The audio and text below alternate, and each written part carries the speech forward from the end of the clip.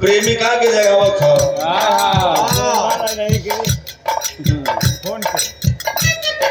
Phone पर जगावत हो मीनाक्षी।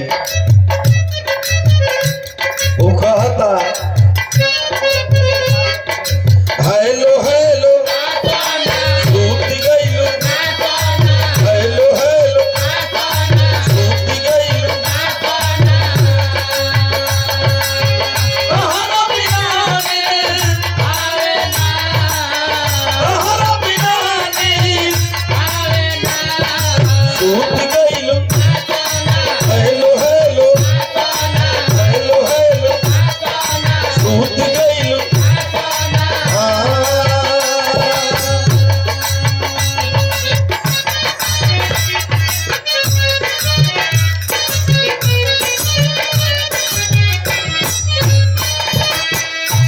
जागल बिया प्रेमिका तो कह दिया हेलो जानू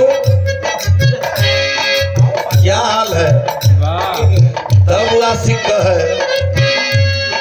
तुमको बड़ी चालाक हो, मुस्कुरा के दिल जलाती हो।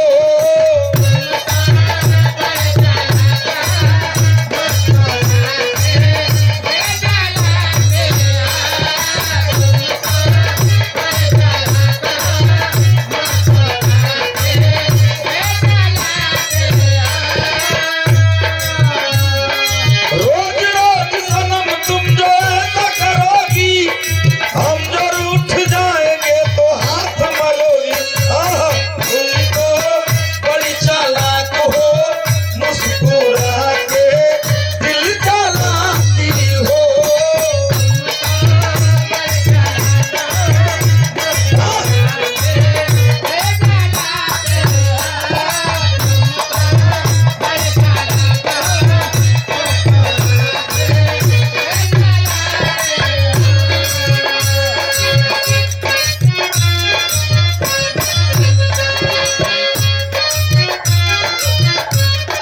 बारे माता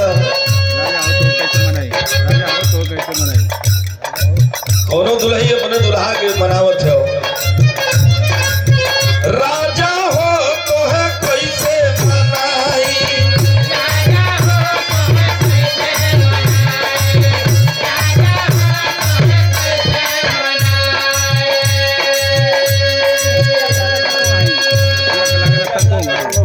या कला के ना तनिको भाई,